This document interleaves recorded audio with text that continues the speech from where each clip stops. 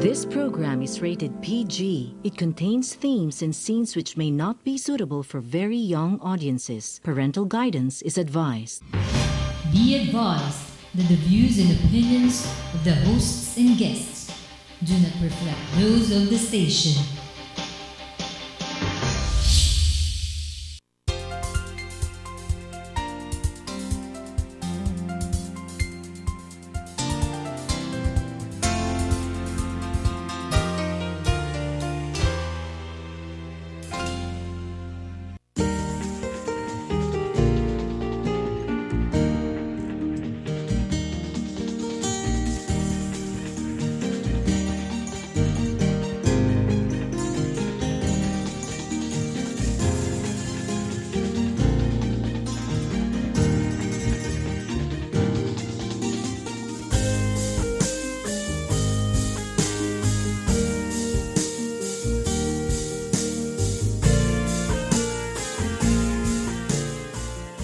Okay, welcome and join us this week on our global journey from Asia and from our home Philippines to the rest of the world. And we begin with our personalities, people and places, and we have Miss Jean Ong today, who has just finished her MBA at the Peking University and the NUS. It's a double university degree that you have. That's Jean. We'll go back to Jean in a while and review her experiences in the past 2 years and her insights and impressions, especially in the midst of, upon returning home, seeing so much negativity in the media in relation to China. Let's find out what her real impressions are. And of course, throughout the rest of our discussion, we'll have Professor Celso Cainglet with us. He's a master's in applied ethics. And he's very significant in our discussion of our issues with China on the maritime subjects, because as masters in his masters in applied ethics, it also focuses on international ethics, international relations, and ethics in international relations. But let's go first to Jean. Jean, say hello to Asia and the world. Hello everyone. Thanks so much for having me here. And so, how does it feel? What do you feel now that you've finished your 2 years of? I'm actually very relieved and excited also to start helping out and start working. And then I learned a lot when I was in both countries. So I spent 1 year in Beijing and another year in Singapore taking my MBA. Met a lot of people. Met a lot of different personalities, and yeah, it was a very interesting experience. Yeah, before we go into your the visual experience of your 2 years in 30 images or so, can you sum up your impressions now that you're back home? And you were telling me that you could work, of course, with your credentials now in the international corporate world. But you prefer to come back to the Philippines and work here? Yes, I want to come back here to the Philippines because I think Philippines is in need also of good talent, and I want to give back to my country as well.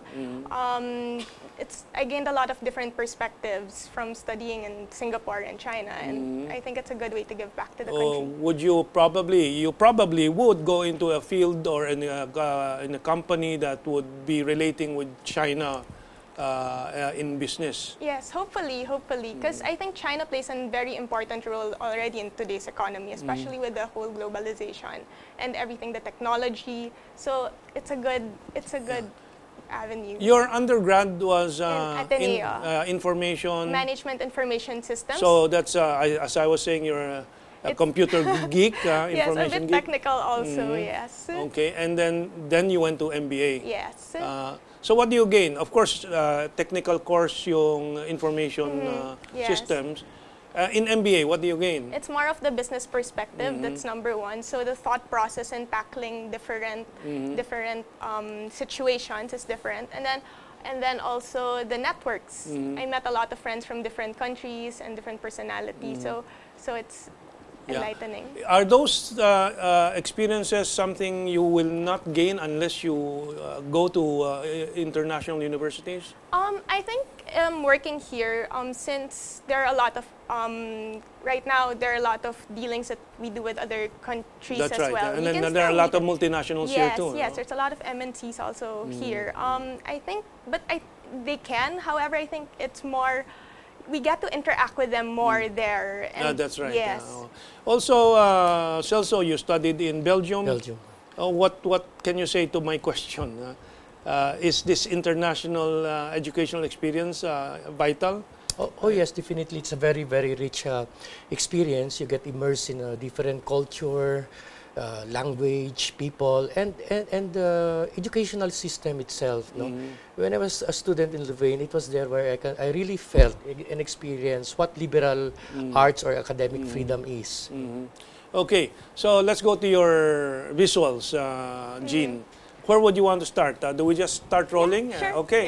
Yeah. Let's ask our PA to start rolling. There, of course, is the best image to show. That's Jean. Yes. That was taken in. Peking University. And this one is in also Singapore? Also in Peking University. Those are some classmates. Okay. Yeah. From the Philippines or from they're different? from different countries, from China, Singapore, and Korea. Okay. And then this That's one. what's at the magazine. This one is in the brochure that Peking University had. So I was featured as the student in in their brochure. Yeah. And then these are the Filipinos who are currently studying in Singapore right now for MBA as well. Most of them are guys, but Yeah. And some This one in Singapore this one too? is in Peking University. In Peking naman, University. Yes. Yeah, that's. This is the facade of the That one, yes, it's. School of Management. Yes. Okay. Guanghua School of Management. Guanghua. So this one is when we had the PCFC. So PCFC, what is yes. that? The Philippine-China Friendship Club. So we have some like dialogue projects with Chinese professors. Here we have the Philippine ambassador to China. So what's her name again? Ambassador Basilio. Yes. Yes. And okay. then so this is with Chris Orangan. So we showcased. Really? Yes. You are the lady there. Yes. Okay. So there was this. The Royal Embassy of Cambodia had hosted this Window to ASEAN event. And then, where was this?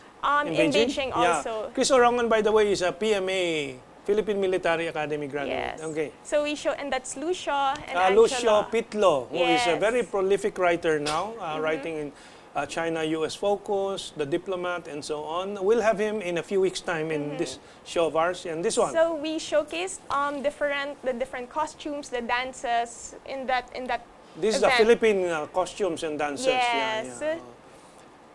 Yeah. There you are in Yes. ano Also yan? the same event of the hosted by the Royal Embassy of Cambodia. So that's a PCFC group. PCFC again, Yes. Philippine-China Friendship Yes. Club. Yeah. So we have like different events. And we also like to have fun. Okay. Okay. That's Here. Lucio Pitlo, and who are the others? Link is also, he studied in Tsinghua. He was an exchange in Tsinghua Yes. University. And then the other one is, he's the head of the counterpart of PCFC in Cambodia naman. Okay, Yes. okay. Where's So, this?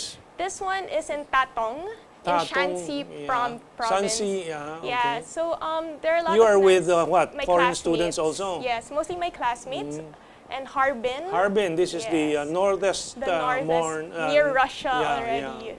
Yeah. And it's snow the whole year? Or It's ice the very whole year? cold, but they have this winter festival.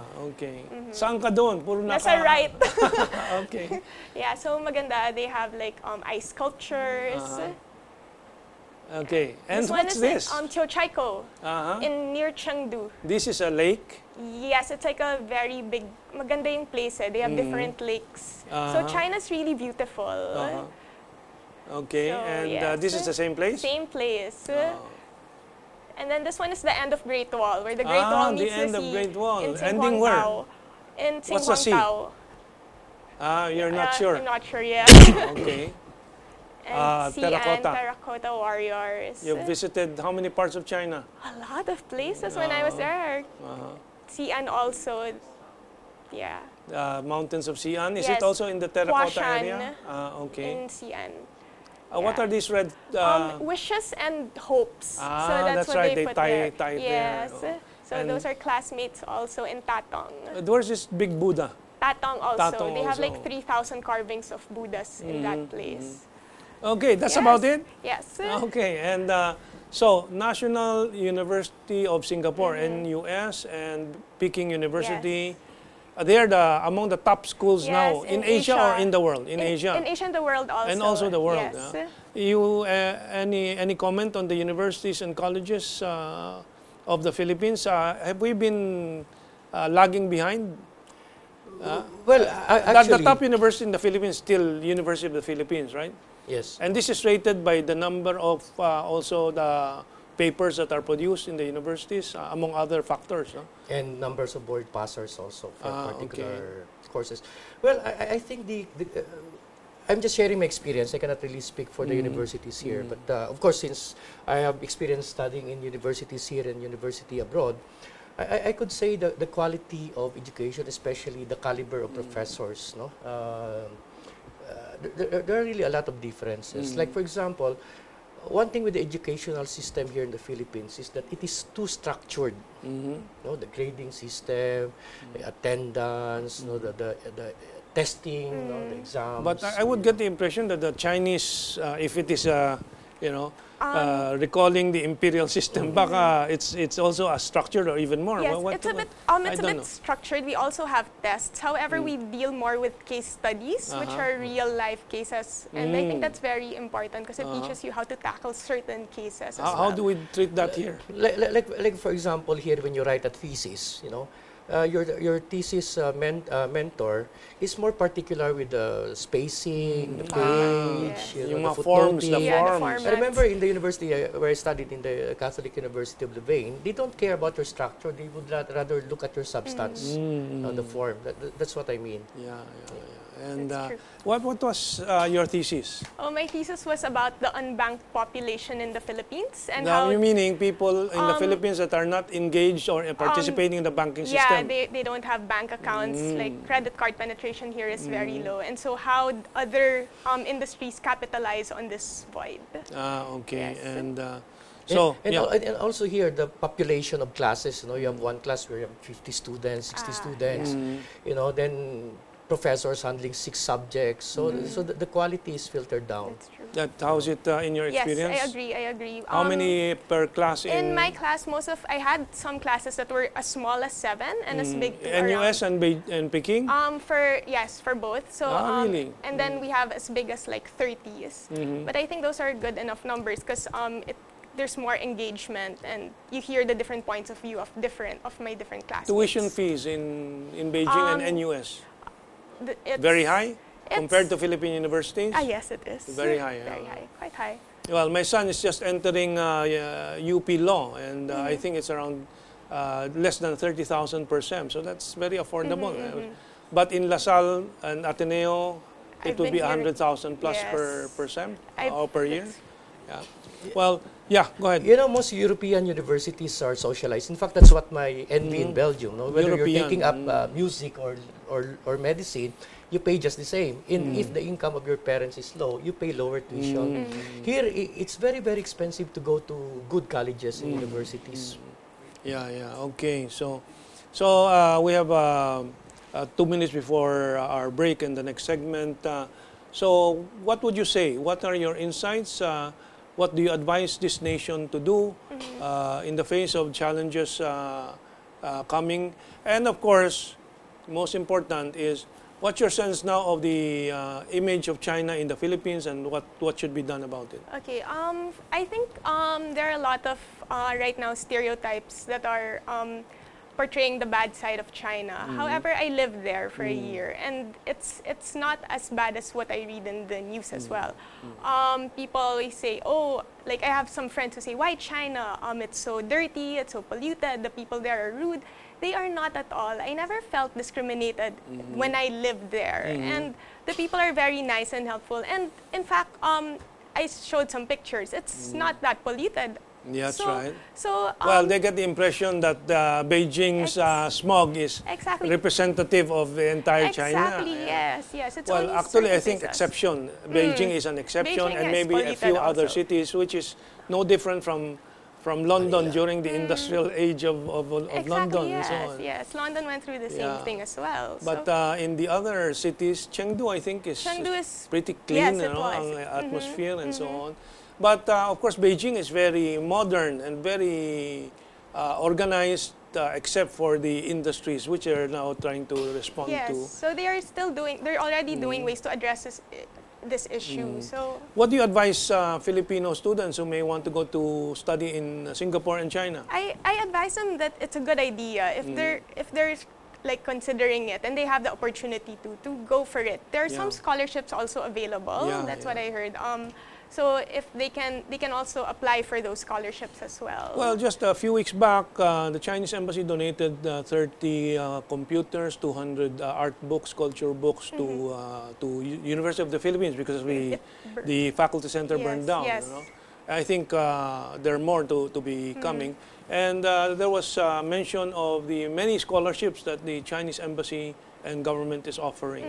Anything to add to this? Then we'll take our break. Yeah. So I think people should have an open mind. So that's one thing that my biggest takeaway is they have to have an open mind because the stuff that we see in the news, you have to check the sources as well. You have to read both sides of the story, and yeah, that's it. Okay, so we'll take this break, and next segment we'll discuss news from Asia and the emerging nations.